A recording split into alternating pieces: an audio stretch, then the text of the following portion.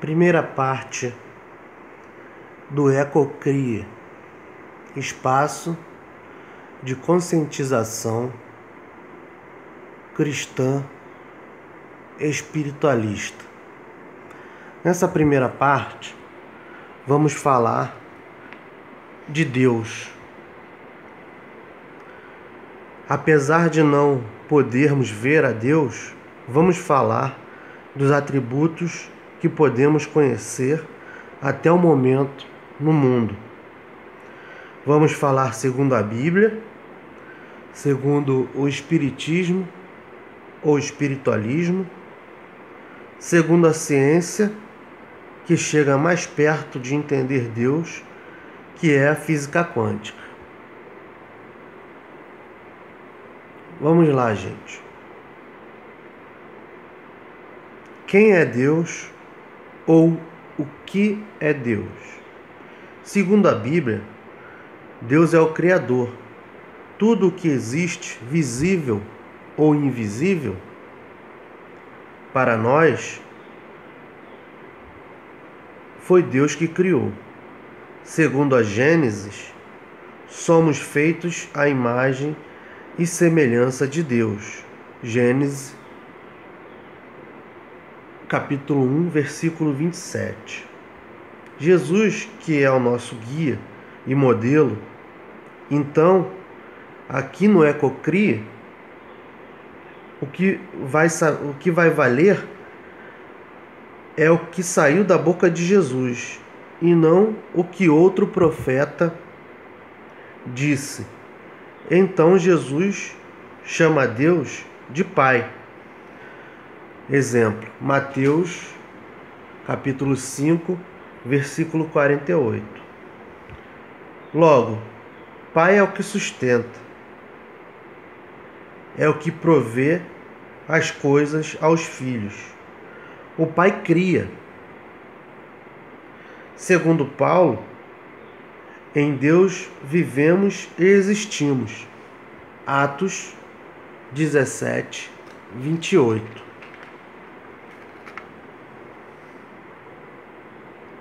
Essa é a informação segundo a Bíblia. Agora veremos como é segundo o Espiritismo. No livro dos Espíritos, Kardec faz uma pergunta aos espíritos superiores: o que é Deus? A resposta é: Deus é a inteligência suprema, causa primária de todas as coisas. Em outra parte, chamada Provas da Existência de Deus, Kardec pergunta: onde se pode encontrar a prova da existência de Deus? Os espíritos superiores respondem: num axioma que aplicais às vossas ciências. Não há efeito sem causa. Procurai a causa de tudo o que não é obra do homem, e a vossa razão responderá.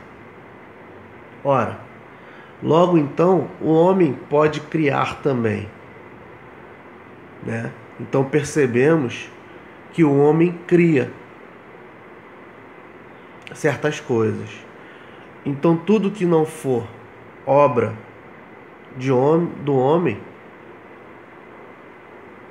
podemos perceber que é a obra de Deus. Outra pergunta de Kardec: pode um homem compreender a natureza íntima de Deus? Os espíritos superiores respondem: não, falta-lhe para isso o sentido.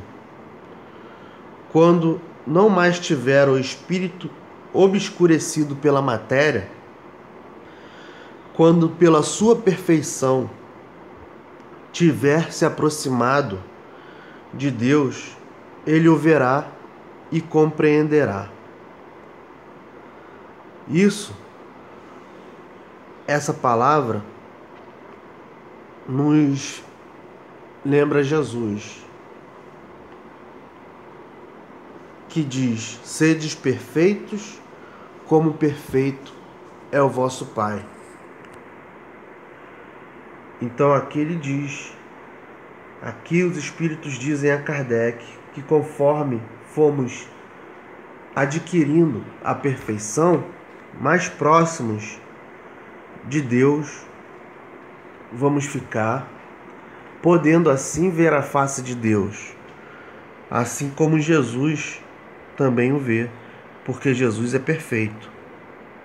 Jesus conquistou a perfeição. Nós todos um dia chegaremos a isso também. Mas como? Seguindo e desenvolvendo o amor que Jesus exemplificou. Esse amor é o próprio Deus. Tudo no universo acontece por sintonia. Então, quanto mais amor e mais desprendimento das coisas materiais, como dizem, das coisas do mundo, quanto mais amor e mais desprendimento, mais próximos, mais sintonia com Deus nós teremos, e mais próximos do Pai nós estaremos. Continuando. Atributos de Deus. Segundo os espíritos superiores, eles reconhecem todos esses atributos em Deus. Primeiro, Deus é eterno. Se tivesse tido princípio, teria saído do nada, ou então também teria sido criado por um ser anterior. Segundo, Deus é imutável. Se tivesse sujeito a mudar as leis que regem o universo, nenhuma estabilidade teria. Ora, então se Deus pudesse mudar, ser de um jeito, depois ser de outro, então o universo estaria todo num descontrole também. Terceiro, Deus é imaterial. Sua natureza é diferente de tudo o que chamamos matéria. De outro modo, ele não seria imutável, porque estaria sujeito às transformações da matéria. Então, tudo que conhecemos, tudo que a ciência ainda conhece até hoje, é matéria. Deus vai muito além disso. Nós não temos como conhecer Deus senão pelo que Jesus nos trouxe, pelos que os bons espíritos, os espíritos superiores nos trazem.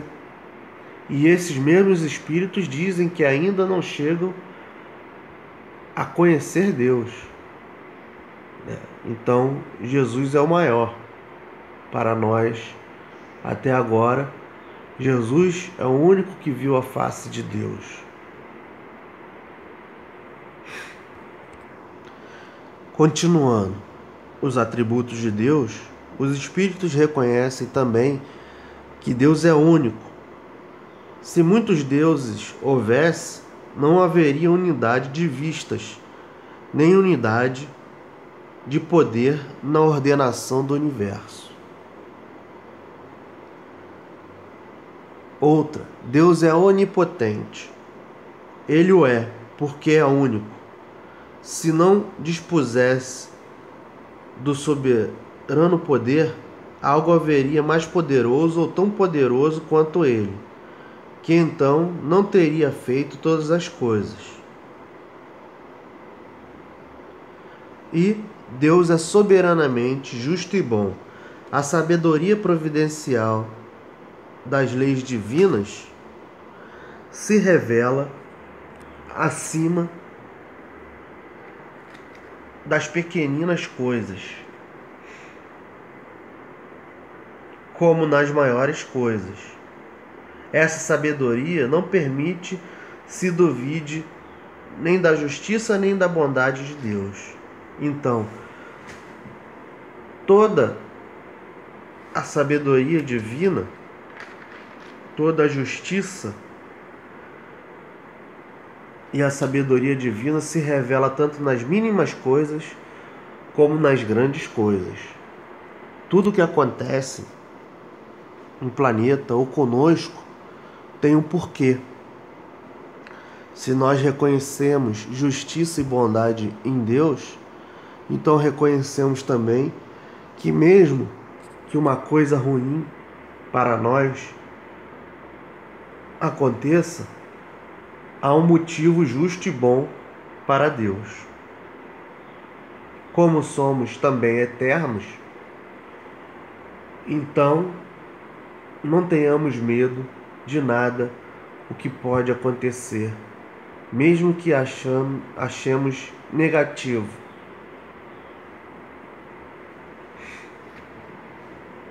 A justiça de Deus e a bondade de Deus também estão na Bíblia. Como Jesus diz, Deus é amor. Deus é a luz. Onde há luz, não há trevas. Ora, se Deus é amor, Deus é a luz, então em Deus não há nenhum sentimento mau. Deus perdoa infinitamente. Se Jesus ensina a nós perdoarmos 70 vezes 7, então quanto o Pai perdoaria? O Pai perdoa tudo, infinitamente.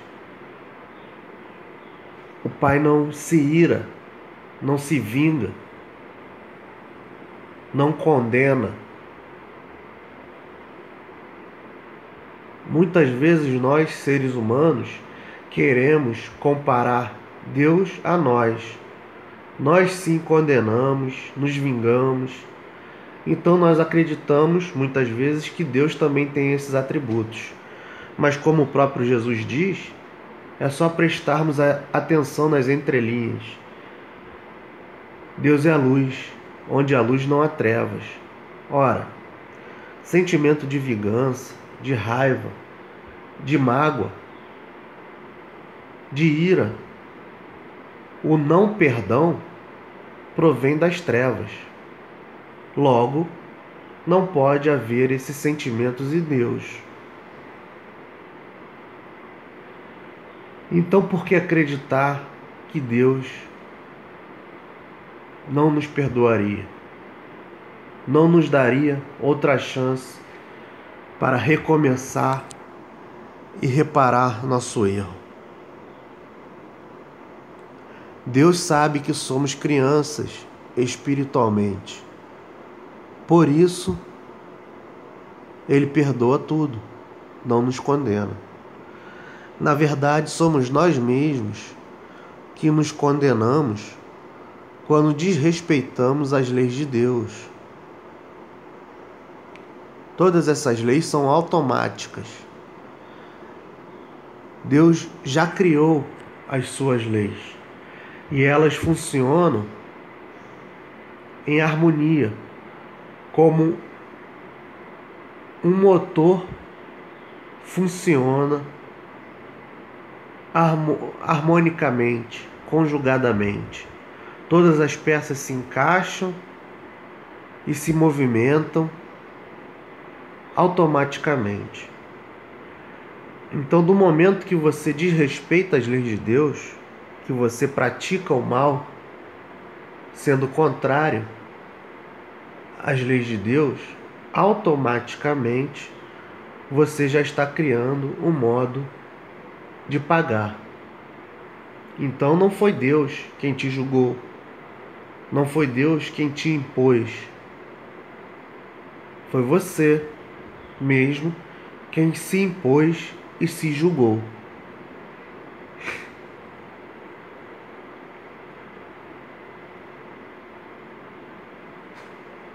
Onde há luz, não há trevas.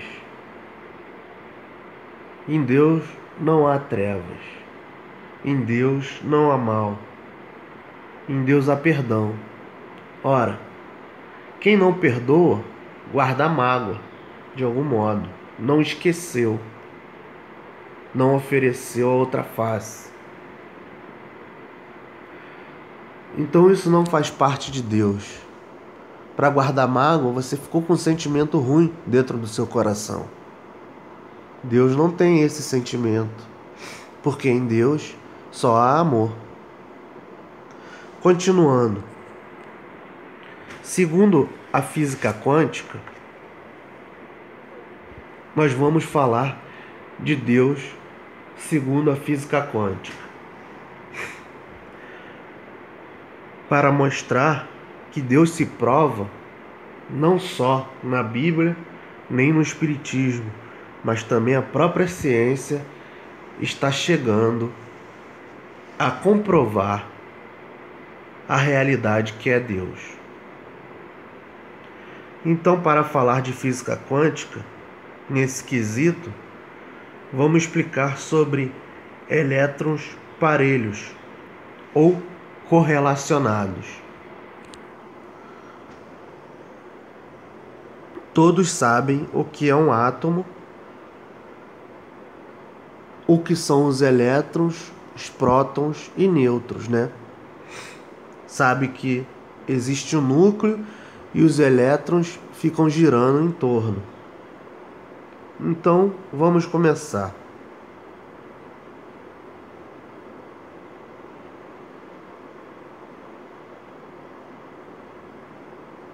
Os elétrons, eles giram em um sentido. Imaginemos que seja da direita para a esquerda. E outros giram em outro sentido, ou inverso.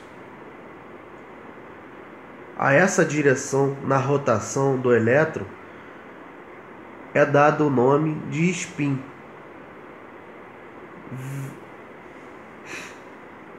A partir dessa descoberta, os cientistas passaram a estudar esse giro, que se chama spin, e perceberam que quando aproximavam dois elétrons, eles se acoplavam, modificavam automaticamente a direção de seu giro para que eles pudessem se relacionar harmoniosamente.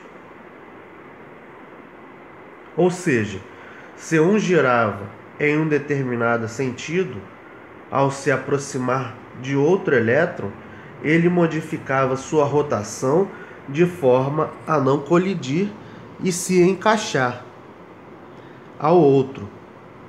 Se não fosse assim, eles iriam colidir em suas órbitas e haveria uma explosão atômica naturalmente.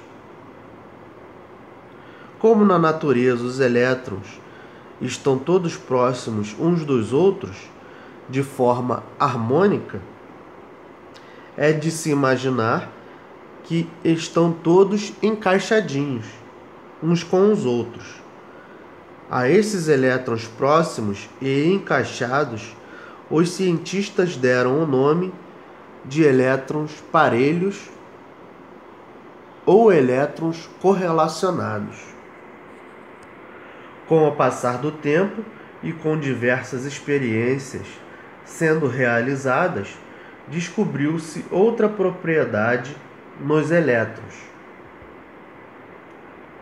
Dois elétrons correlacionados se relacionam instantaneamente, mesmo à distância. Ou seja, os cientistas aproximaram um elétron do outro para que eles se relacionassem e encaixassem suas órbitas.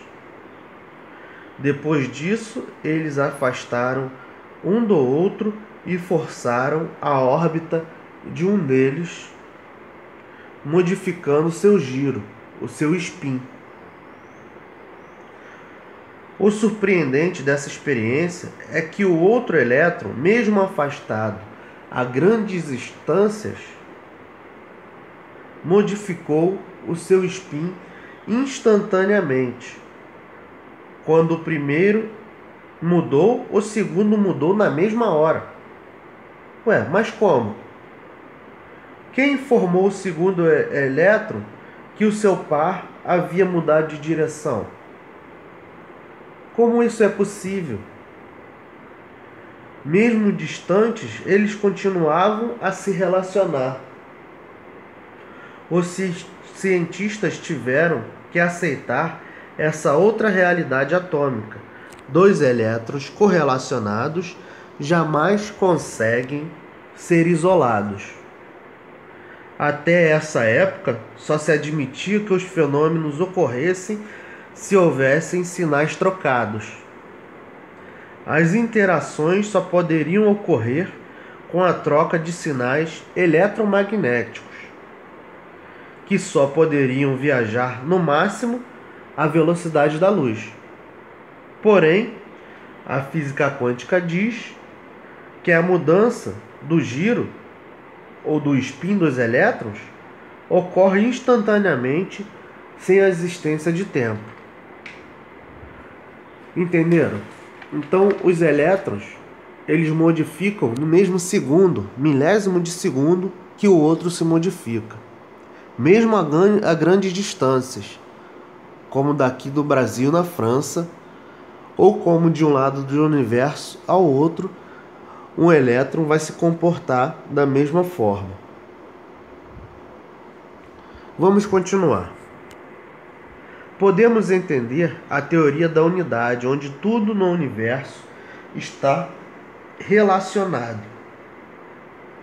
Se entendermos que os elétrons correlacionados continuam a se relacionar mesmo afastados, e lembrarmos que as teorias mais aceitas sobre a criação do universo sugerem a existência de uma massa cósmica inicial, de onde tudo se originou, ou seja, a teoria do Big Bang,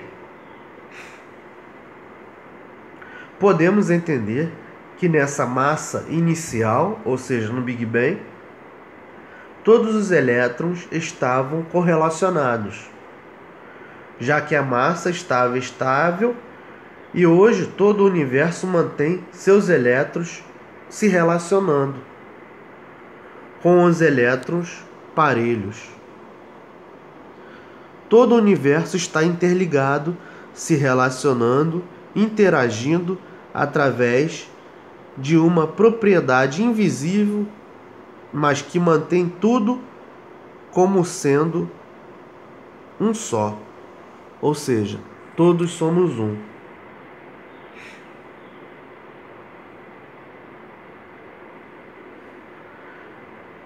Vamos citar essa parte da Bíblia. João 17, 21 a 23.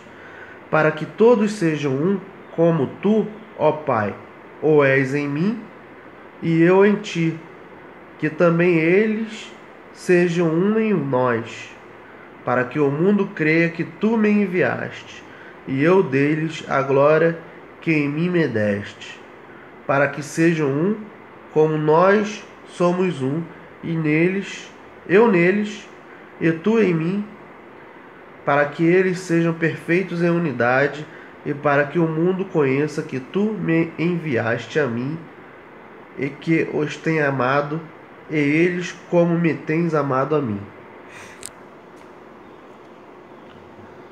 Vemos aqui, nessa frase de Jesus Cristo, e pelos estudos que estamos fazendo, vemos por trás dessa frase uma realidade muito maior, que todos realmente somos um, como mostra a física quântica, o espiritismo e a própria Bíblia, onde Paulo fala que andamos e existimos em Deus. E Jesus cita que todos somos um. Mas vamos continuar para finalizar. Para tentar explicar como dois elétrons continuam a se relacionar, mesmo estando distantes, e para tentar unir as duas teorias de campo eletromagnético e gravitacional, Albert Einstein desenvolveu a teoria do campo unificado, onde postula que só existe uma realidade, o campo. Einstein diz: a única realidade que existe no cosmos é o campo.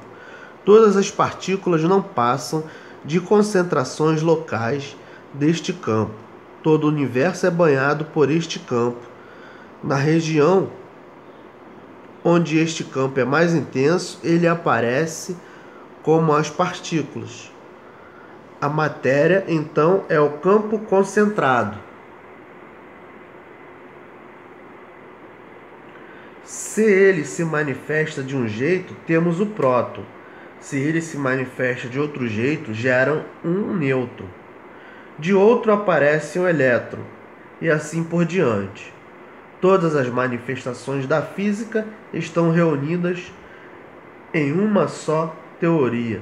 Essa oscilação gera matéria em diversos níveis.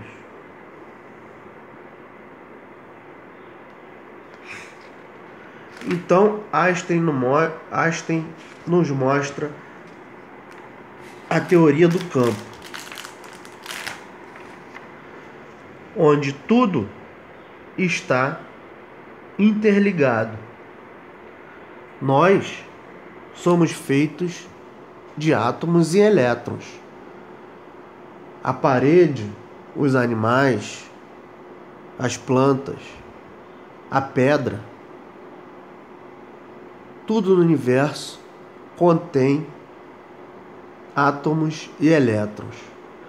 Se os elétrons se relacionam uns com os outros, mesmo à distância, significa que existe essa força, que é Deus, que liga a tudo.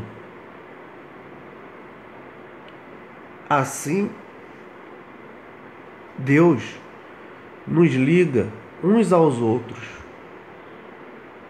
Sejam as melhores pessoas ou as piores pessoas, sejam as vivas ou as chamadas mortas, sejam as que estão no chamado céu ou no chamado inferno.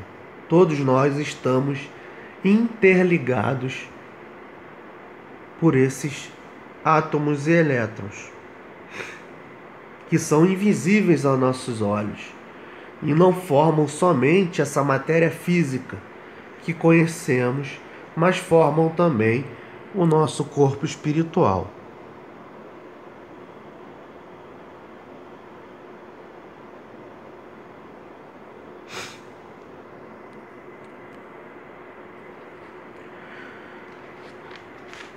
Citaremos uma parte do livro Evolução em Dois Mundos, pelo espírito André Luiz, de Chico Xavier. André Luiz estuda o plasma divino. Ele diz que o plasma divino, o fluido cósmico, é o plasma divino, hausto do Criador ou força nervosa do Todo Sábio. Nesse elemento primordial, vibram e vivem constelações e sóis, mundos e seres, como peixes no oceano. Ou seja, esse elemento, esse fluido nervoso,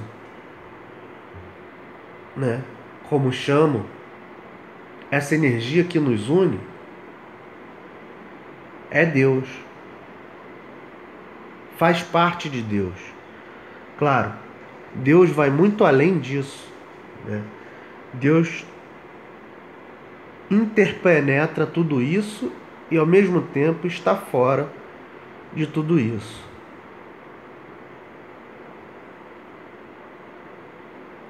Deus vai muito além.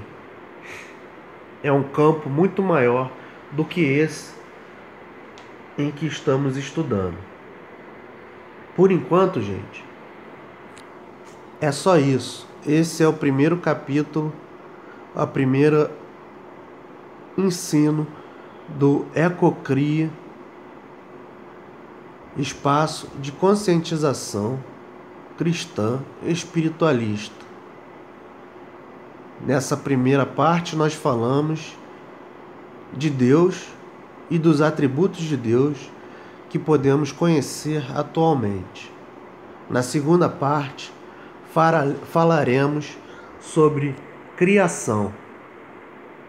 Como processou Deus a criação do universo e a nossa criação, a criação da matéria. Que a paz de Deus esteja com todos que estiverem vendo e ouvindo, e que essas sementes possam ser gravadas nos corações de todos.